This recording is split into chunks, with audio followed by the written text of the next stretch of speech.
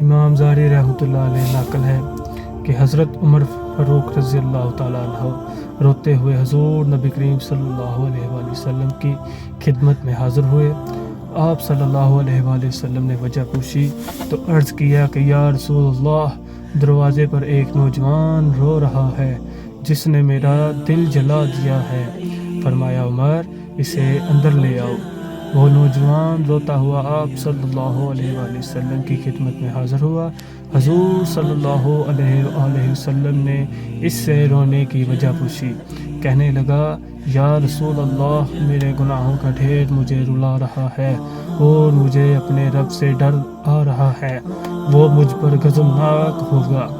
آپ صلی اللہ علیہ وآلہ وسلم نے نوجوان سے پوچھا کہ کیا تو نے اللہ کے ساتھ کسی کو شریک ٹھہرایا ہے؟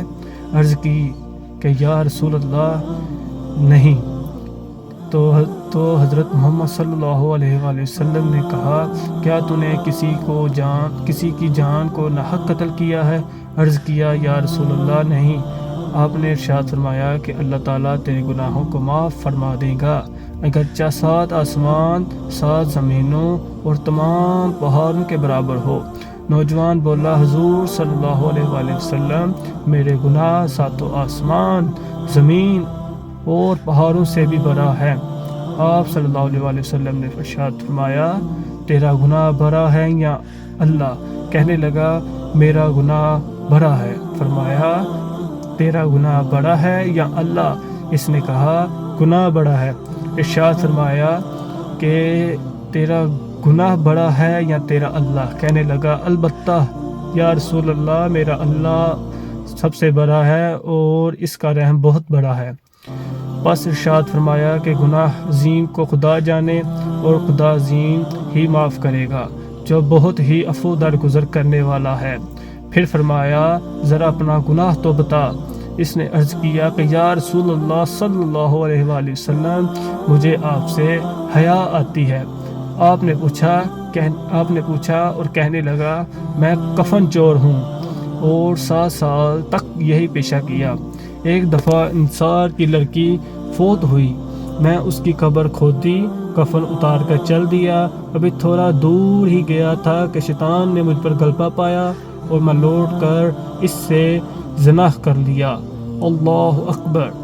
میں قبر سے نکل کر تھوڑی ہی دور گیا تھا کہ کیا دیکھتا ہوں، وہ لڑکی کھڑی پکار کر کہہ رہی تھی، اے نوجوان، قیامت کے دن جزا اور سزا دینے والے سے حیا نہیں آتی؟ جس وقت وہ اپنی کرسی فیصلے کے لیے رکھے گا اور ظلم مظلوم کا بدلہ دلوائے گا، تو مرنے والوں کے مجمع میں مجھے ننگا کر کے چل دیا ہے اور میرے اللہ کے روبرو مجھے بحالت جنابت حاضر ہونے پر مجبور کیا ہے۔ یہ سنتے ہی حضور صلی اللہ علیہ وسلم غصے میں آ گئے اور اس کی گدی پر ایک تھپڑ رسید کیا اور فرمایا، او فاسق، تو بس آگ کے لائق ہی ہے، دفع ہو یہاں سے۔ نوجوان وہاں سے نکلا، 40 راتوں تک اللہ کے حضور توبہ کرتا مارا پھرتا رہا۔ 40 راتوں کے بعد آسمان کی طرف سر اٹھا کر کہنے لگا، اے محمد صلی اللہ علیہ وآلہ وسلم، خدا آدم اور حوا کے معبود، اگر تجھے میری توبہ منظور ہے تو حضور صلی اللہ علیہ وآلہ وسلم اور آپ کے صحابہ کرام کو اس کی خبر دے دے، ورنہ پھر آگ بھیج کر مجھے جلا دے اور آخرت کے عذاب سے نجات دے۔ اللہ اکبر! اتنے میں جبرائیل علیہ السلام تشریف لائے، سلام کہا اور اللہ تعالیٰ کی طرف سے آپ صلی اللہ علیہ وآلہ وسلم کو سلام پہنچایا۔ جبرائیل نے کہا کہ اللہ تعالیٰ فرماتے ہیں، کیا مخلوق کو آپ نے پیدا کیا ہے؟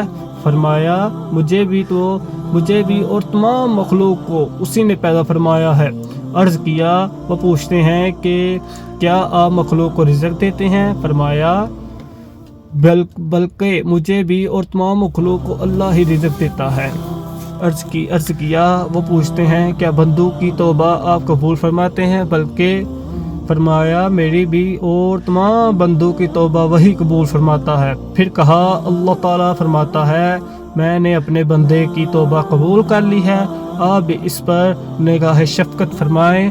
حضور صلی اللہ علیہ وآلہ وسلم اس نوجوان کو بلا کر اسے توبہ قبول ہونے کی بشارت سنائی۔ اس واقعے سے ہمیں یہ سبق ملتا ہے، عقل مند آدمی کو اس سے سبق لینا چاہیے اور جاننا چاہیے کہ زندہ انسان کے ساتھ زنا کرنا مردے انسان کے ساتھ زنا کرنے سے زیادہ بڑا گناہ ہے۔ اس کی معافی کے لیے حقیقی اور سچی توبہ کرنی چاہیے۔ تو دیکھیے، سب سچی توبہ پیش کی اور اللہ تعالیٰ سے اسے